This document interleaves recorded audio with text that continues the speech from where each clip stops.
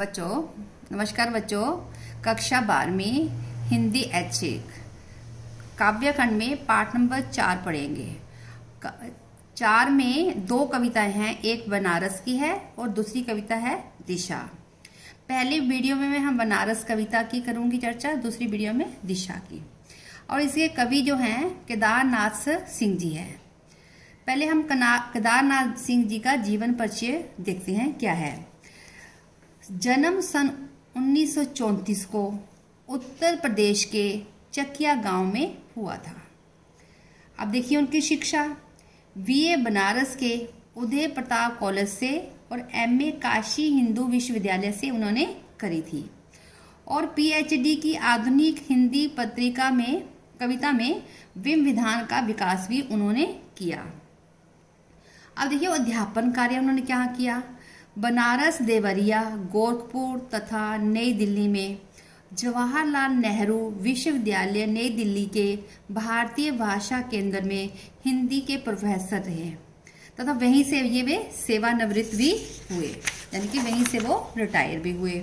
अब देखिए उनका लेखन कार्य क्या है। आगे द्वारा संपादित तीसरा सप्तक में उनकी कविताएं शामिल की गई हैं। केदारनाथ जी हिंदी की सठोतरी कविता धारा के विशिष्ट रचनाकार हैं जो पिछले 5 दशकों से रचना क्रम में लगे हुए हैं। अब देखिए उनका जो है रचनाएं कौन कौन सी है। काव्य संग्रह में अभी यहाँ से देखो, अकाल में सारस, जमीन पक रही है। अब देखो बच्चे आलोचना, कल्पना और छायावाद करी है। निबंध संग्रह है मेरे समय के शब्द और कब्रिस्तान में पंचायत। आप देखो उनको पुरस्कार जो मिला है, अकाल में सरस पर साहित्य अकादमी पुरस्कार मिला है और मैथिली शरण गुप्त राष्ट्रीय सम्मान भी उनको मिला है। बच्चे उनकी काव्यगत विशेषताएं थी, उन्होंने सौंदर्य और प्रेम, आस्था और विश्वास से संबंधित जो है कार्य किया। आगे देखते हैं बच्चे बनारस कविता का परिचय। बनारस कविता में कवि केदारनाथ सिंह ने बनारस के सांस्कृतिक एवं सामाजिक परिवेश का सजीव चित्रण किया है। इसमें आस्था, श्रद्धा, विरक्ति, विश्वास, आश्चर्य और भक्ति का समावेश है। मृत्यु यहाँ किसी अंत के बोध से पैदा होने वाली हताशा का कारण नहीं बनती, बल्कि जीवन को नए सिरे से जीने की सीढ़ी है, जहाँ ना तो हवन कुंड से धुआं उठना बंद होता है और ना ही चिताग्नि से कभी ठंडी होती है। अब देखिए बच्चे आगे पहला पैराग्राफ इसमें देखिए क्या है। इस शहर में बसंत अचानक आता है, यानी कि जब बसंत का आगमन होता है अचानक ही आ जाता है।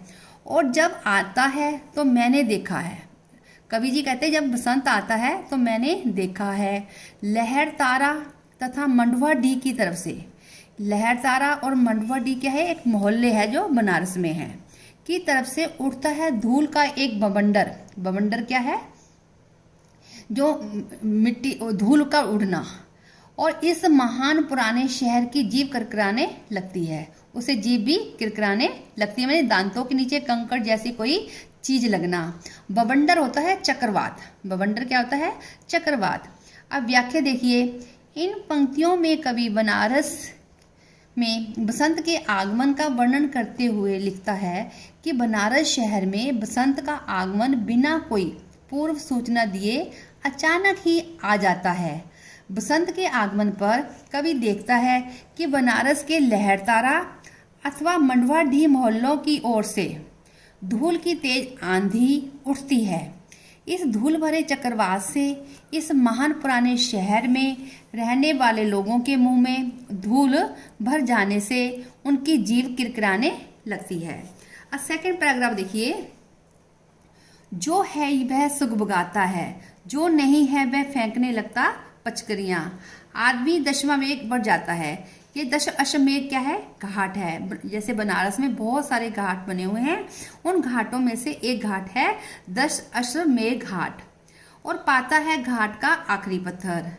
और कुछ और मुलायम हो गया है, यानी कि पानी के बार बार आने से वो मुलायम हो चुका है। सीढ़ियों पर बैठे बंदरों की आंखों में एक अजीब सी चमक है, यानी कि सीढ़ियों के बंदर बैठे हुए हैं, उनकी आंखों में भी अजीब सी चमक है कि लोगों के आने से उनको क्या मिलेगा, कुछ मिलेगा। ऐसे ही भिखारियों के जो कटोरे खाली थे उनको भी आशा बंध गई है, क्योंकि लोग आएंगे उनको कुछ दान दक्षिणा देंगे।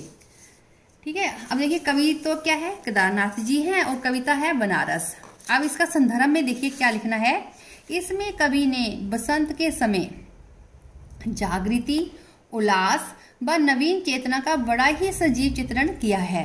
अब व्याख्या देखिए, जब बनारस में बसंती हवा चलने लगती है और जिसमें चेतना का रूप दिखाई नहीं देता, उसमें भी अंकुरण होने लगता है, अर्थात बसंत के आगमन से पूरे वातावरण में नया उल्लास व जोश आने लगता है।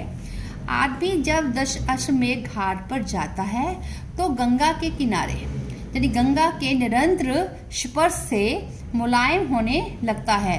यहाँ घाट की सीढ़ियाँ पर बैठे बंदरों की आंखें भी अजीब सी चमक से भरी रहती हैं। भिखारियों के कटोरों का एकदम खालीपन एक विचित्र सी चमक से भरा हुआ दिखाई देता है, अर्थात अब उनके खाली कटोरे भी दान दक्षिणा से लबालब भर जाएंगे। विशेष यहाँ कवि ने बनारस शहर का सजीव चित्रण किया है। खड़ी बोली है, मुक्त छंद की रचना है, अनुप्रास अलंकार की छटा है। आगे देखिए बच्चे, तीसरा पैराग्राफ क्या है। तुमने कभी देखा है खाली कटोरों में बसंत का उतरना।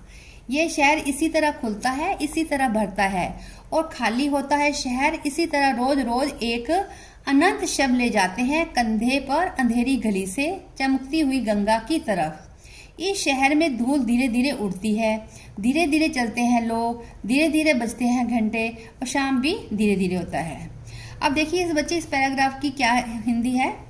कवि जो चित्रित करते हुए लिखता है कि क्या आपने ऐसा देखा है कि जिनके कटोरे खाली है, अर्थात जिन्हें पेट भरने के लिए खाना भी नहीं मिलता, वे भी बसंत के आगमन का उल्लास मनाते हैं।